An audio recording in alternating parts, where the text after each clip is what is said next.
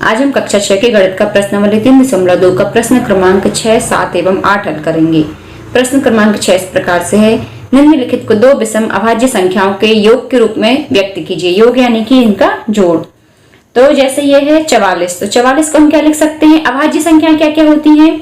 अभाज्य संख्याएं हैं 1, 2, 3, 5, 7 और 9 तो नहीं है अभाज्य संख्या जिनमें किसी का भाग नहीं जाता। 11 हो सकती है, 13 हो सकती है, 17, 19, इस तरह से ये सभी अभाज्य संख्याएं हैं।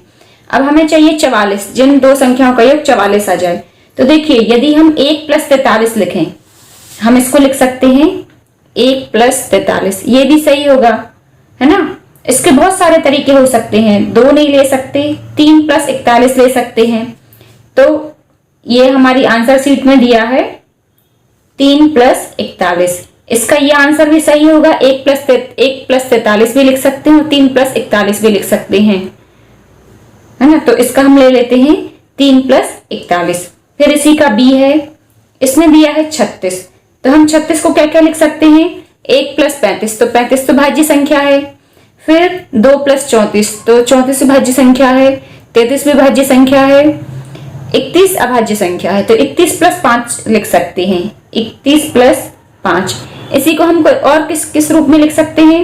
जैसे कि हम 7 लें, तो 7 के साथ क्या आ जाएगा? 29। 29 + 7, ये भी सही होगा।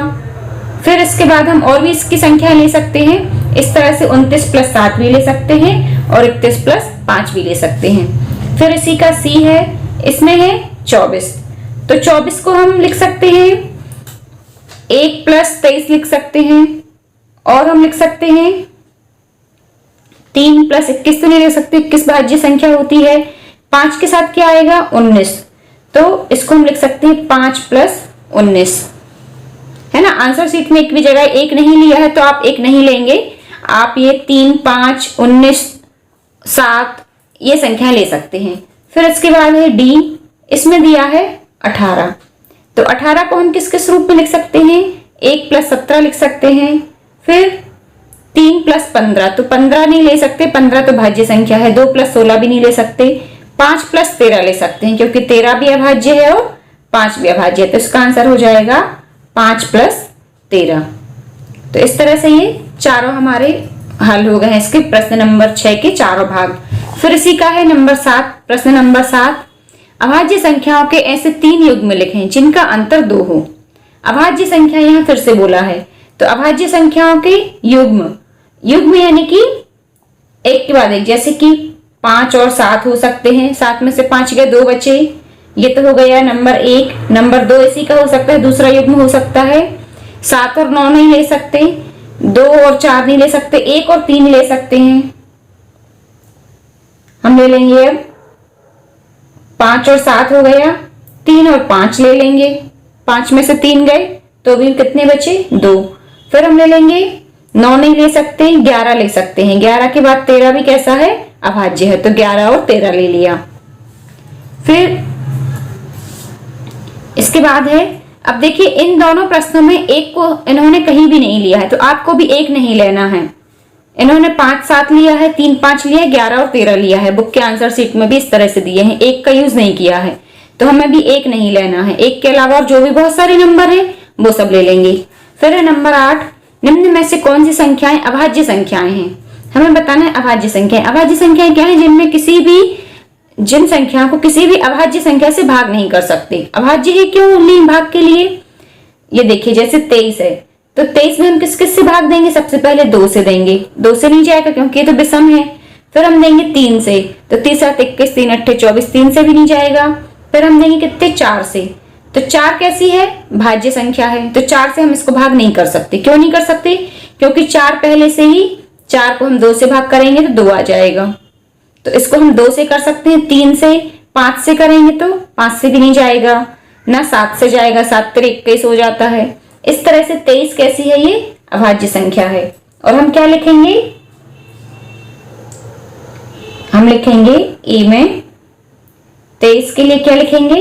हम पाते हैं कि संख्या 23 किसी भी अभाज्य संख्या से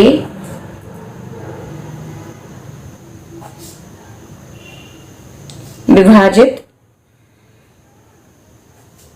नहीं होती, अतः 23 एक अभाज्य संख्या है।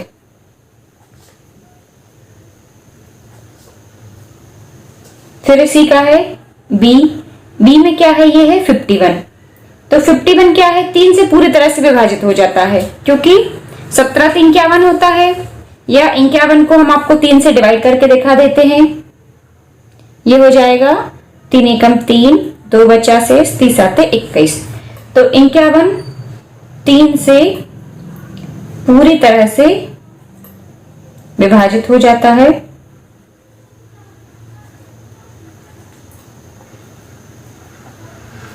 अतः 51 एक अभाज्य संख्या नहीं है।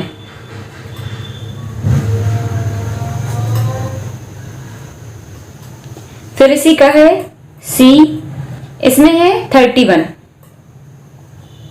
तो 31 के लिए हम क्या लिखेंगे, ये जो 31 है ये किससे विभाजित हो सकता है, सॉरी ये है 37। तो ये 37 देखिए 3 से विभाजित करेंगे तो 3 बार 36 होता है। 4 से तो कर ही नहीं सकते, क्योंकि 4 तो वैसी भाज्य संख्या है। 4 के बाद 5 से भी नहीं होता है, 7 से भी नहीं होता है ना। तो हम यहां लिखेंगे 37 किसी भी अभाज्य संख्या अर्थात जो हमने ली है लगभग इसके आधे तक लेनी है।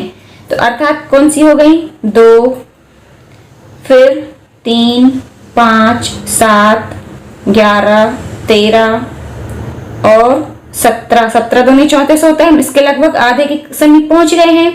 तो 17 से पूरी तरह से विभाजित नहीं होता,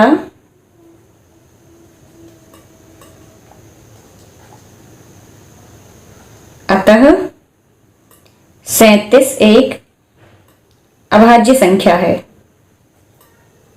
हमें ये संख्याएं भी लिख देनी है कि हमने कौन कौन सी संख्याओं से इसको विभाजित करके देखा है। इसी के बाद है हमारा नंबर डी। इसमें है, ये दिया है हमें 26। डी में हमें दिया है 26। तो 26 किससे, 2 से पूरी तरह से विभाजित हो जाती है। 13 दूनी 26। तो 26 2 से पूरी तरह से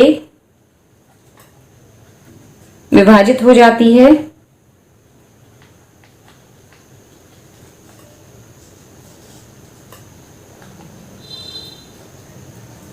अतः 26 एक अभाज्य संख्या नहीं है।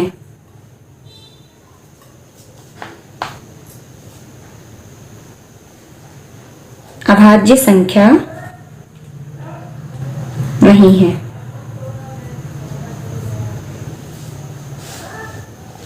उम्मीद करती हूं कि ये तीनों प्रश्न आपको समझ में आ गए होंगे। यदि आपको इसमें कोई भी प्रॉब्लम हो, आप मुझे कमेंट्स में लिखकर भेज सकते हैं। इसके अलावा आपको एग्जाम्पल में कुछ समझ में नहीं आ रहा है तो आप टेंशन नहीं लीजिए, आप मुझे कमेंट्स में लिखकर भेजिए आपको कौन सा एग्जाम्पल समझना है। ये प्रसिद्ध 10 फिंगर्स चैनल की ओर से थी। देखने के लिए धन्यवाद।